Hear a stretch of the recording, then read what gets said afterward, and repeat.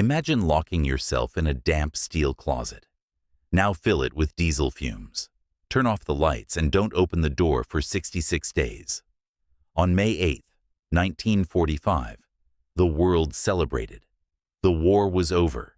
Every German U-boat was ordered to surface and give up.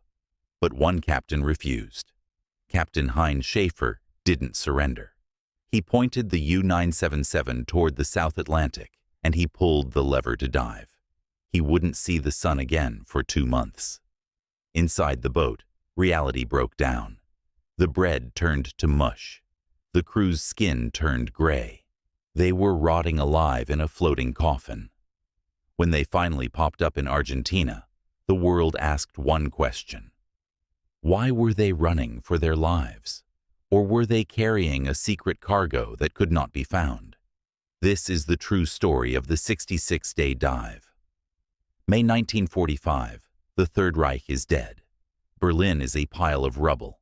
Adolf Hitler is dead in a bunker. The order goes out from Grand Admiral Karl Dönitz. It's a simple message broadcast on every frequency, reaching every corner of the Atlantic. It says, Alert, cease fire at once. Surface, hoist the black flag of surrender. Follow Allied instructions. For hundreds of U-boat crews, this was the end. They popped their hatches, threw their guns into the sea, and waited to be picked up by the British or the Americans. They knew what was coming. Prisoner of war camps, interrogations, maybe years of hard labor. But at least they were alive. At least the war was over. But in the chilly waters off the coast of Norway, inside the steel belly of U-977, one man wasn't listening. Oberlieutenant Heinz Schaefer was 24 years old. He was young, but he had the eyes of a man who had seen too much. He looked at the radio message. He looked at his crew, and he made a choice that would spark one of the greatest mysteries of the 20th century. He gathered his men in the central control room. The air was already stale. 48 men sweating, nervous, looking at their commander. Schaefer didn't sugarcoat it. He told them the war was lost. He told them the Allies had won. But then he told them something else. He told them about the rumors. See, the German propaganda machine had been working overtime right up until the end. The men on U-977 believed in something called the Morgenthau Plan. They had heard that the Allies were going to turn Germany into a giant farm, that all German men would be enslaved, that they would be sterilized so they couldn't have children. Schaefer looked at his men and said, I am not surrendering to that. He had a different plan, a crazy plan. He wanted to take the boat to Argentina. Why Argentina? Because for years it had been a friendly port for the Axis. It was halfway across the world. It was neutral ground. If they could just get there, maybe they could start over. Maybe they wouldn't have to rot in a British prison camp. But there was a catch, a big one. To get to Argentina, they had to cross the Atlantic Ocean, an ocean that now was completely owned by the Allies. The British Royal Navy, the U.S. Navy, the Canadian Navy. They were everywhere. Thousands of destroyers, aircraft carriers, and hunter-killer groups were sweeping the seas looking for any stragglers. If U-977 surfaced, it would be spotted in minutes. If it used its radio, it would be triangulated and sunk. So Schaefer gave his men a choice. He said, I'm going to Argentina, but I won't force you. He took a vote. This is something you never see in the military, a democratic vote on a Nazi submarine. But the chain of command was broken. They were pirates now. 30 men said, We go with you, Captain. 2 men said they wanted to go to Spain, and 16 men said, No, we have families. We want to go home. Schaefer didn't shoot them. He didn't call them traitors. He nodded. On May 10th, under the cover of darkness, U-977 surfaced near the rocky coast of Holoi near Bergen. They inflated rubber dinghies. The 16 married men climbed out. They said their goodbyes. It must have been a strange moment, watching your friends paddle away into the mist, knowing you might never see them again, knowing they were going back to a defeated country, and you were sailing off the edge of the map. Schaefer waited until the dinghies hit the shore. Then he closed the hatch. He spun the wheel, and U-977 turned its nose west. This is where the nightmare begins. Schaefer knew he couldn't sail on the surface, not even at night. The Allies had radar. They had planes with searchlights that could turn night into day. If he poked his periscope up for too long, he was dead. So, he decided to use the snorkel. If you don't know what a snorkel or snort is, imagine a long tube that sticks up from the submarine to the surface. It sucks in fresh air, so the diesel engines can run while the boat is underwater. It sounds like a great invention. In reality, it was a torture device. The snort was loud. It rattled the whole boat. But worse, it was faulty. In rough seas, the waves would slam over the top of the intake valve. When that happened, the valve would slam shut automatically to stop water from flooding the engines. But the engines were still running. They were massive, hungry diesel beasts. They needed air, and if they couldn't get air from the surface, they sucked it from the inside of the boat. Imagine you're sitting in a room. Suddenly, a giant vacuum cleaner sucks all the air out. Your ears pop, your eyes bulge. You gasp, but there's nothing to breathe. The air pressure drops so fast, it feels like your head is being squeezed in a vice. That happened every time a wave hit the mast. Again and again and again. For the crew of U-977, this became their life. They were underwater, navigating blind. They had charts, but they couldn't see the stars to check their position. They were guessing, and they were terrified. Day 1 turns into day 5. Day 5 turns into day 10. The conditions inside the boat started to deteriorate. A World War II wasn't built for comfort. It was a metal tube packed with machinery, torpedoes, and men. There were no showers. There was limited fresh water. And there was the smell. You can't imagine the smell. It was a thick physical soup of diesel oil, moldy clothes, unwashed bodies, rotting food, and the chemical stench of the batteries. The temperature rose. The engines heated up the hull, and the ocean water outside couldn't cool it down enough. It became a swamp. Clothes stopped drying. They hung in the crew's quarters, heavy and wet, growing fungus. The men stopped wearing uniforms. They stripped down to their underwear, sweating in the dark. And I mean dark. To save power, Schaefer ordered the lights off. They lived in a perpetual twilight, just a few dim red bulbs glowing in the gloom. Think about the psychology of that. You don't know if it's day or night. You don't know where you are. All you hear is the thrum of the engine and the terrifying clunk whoosh of the snorkel valve slamming shut. By day 20, the food situation became critical. U-boat didn't have refrigerators. They packed fresh food for the first few weeks and then switched to canned goods. But they had packed bread, loavo and loaves of German dark bread in the damp, hot air. The bread started to change, white fuzz, green spots, then a thick, furry layer of mold. The crew tried to scrape it off. They cut away the bad parts, but soon the mold was everywhere. It was in the crust. It was in the crumb. They had to eat it. They had no choice.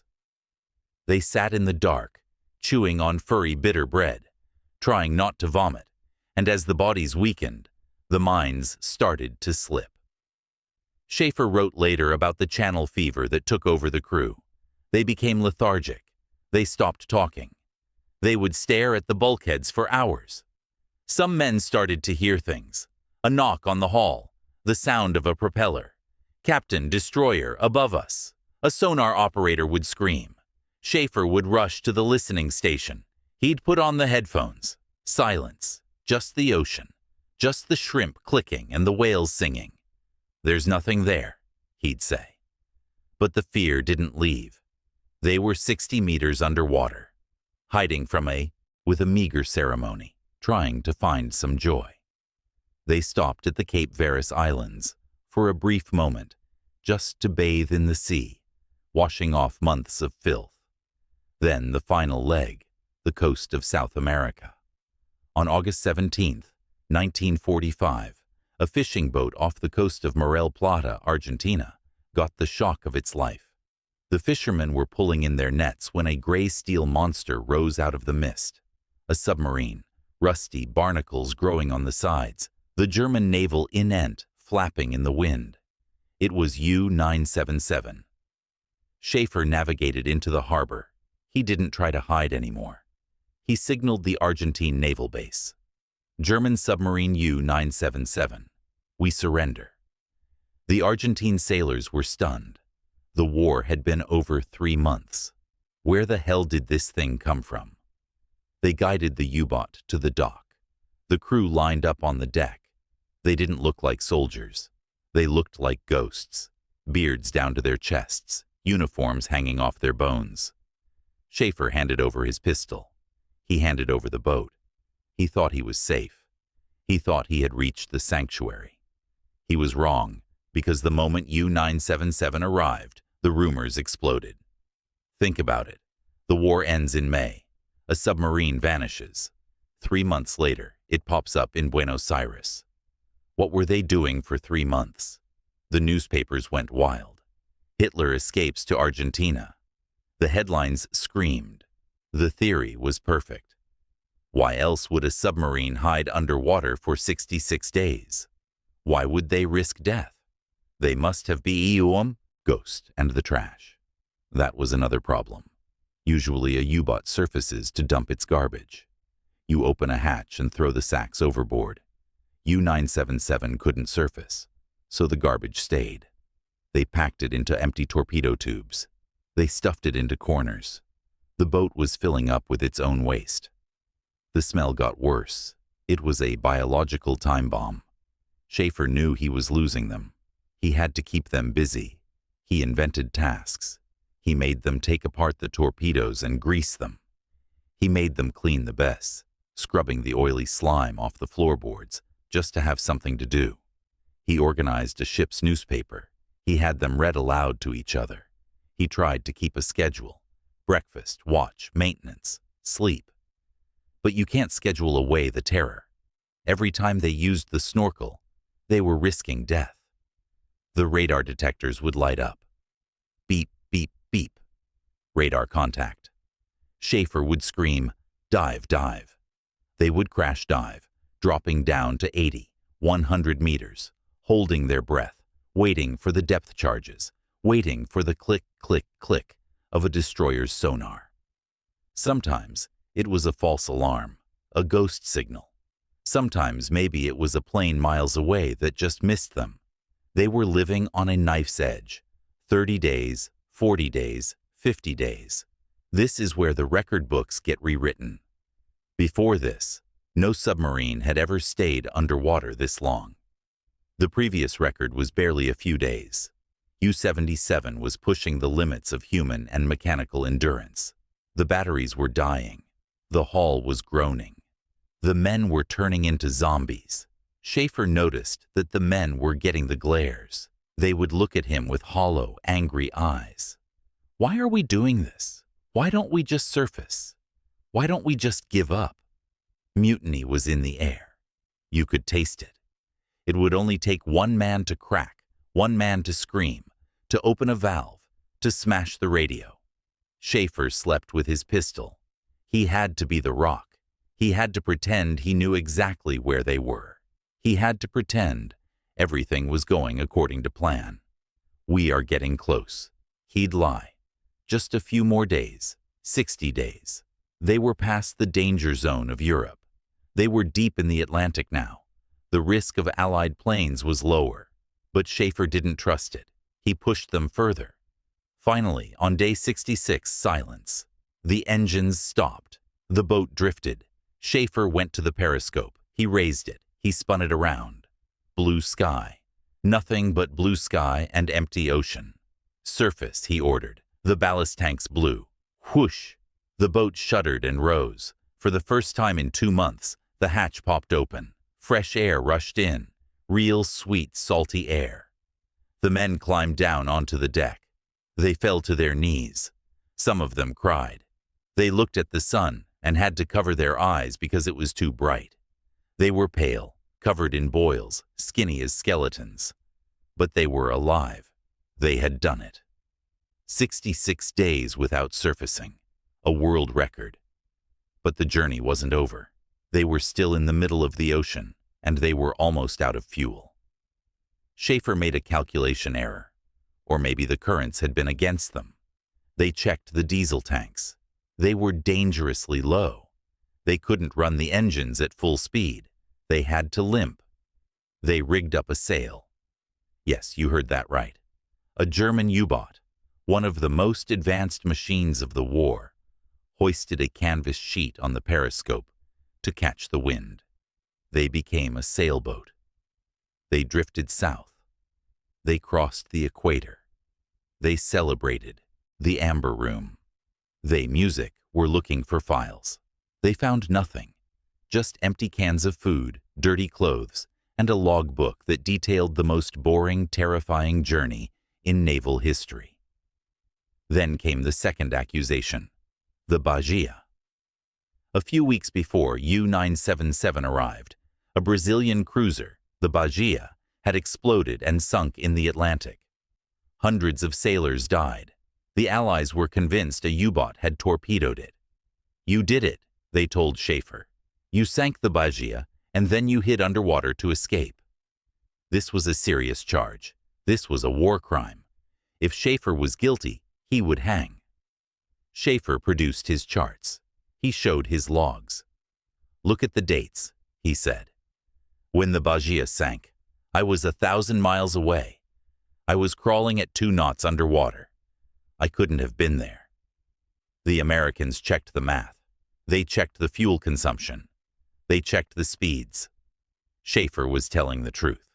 The Bahia hadn't been torpedoed. It was a tragic accident. A gunnery exercise gone wrong that hit the ship's own depth charges. Schaefer was innocent. But the legend didn't die. Even after the crew was cleared, even after the boat was towed to the U.S. and sunk for target practice in 1946, the stories persisted. People wanted to believe. They wanted to believe that the evil hadn't just ended, that it had escaped, that there was a secret base in Antarctica, that there was a Fourth Reich growing in the jungle. U-77 became the vessel for all those fears. But what is the reality when you strip away the myths, the gold, and the ghost stories? What do you have left? You have a story about survival. You have 32 men who trusted their captain, a captain who was barely more than a kid who didn't want to give up. Schaefer wasn't a hero. He was fighting for a regime that committed horrific crimes. We can't forget that. But as a sailor, his achievement is undeniable. He took a broken, obsolete machine and did something everyone said was impossible. He kept it running. He kept his men alive.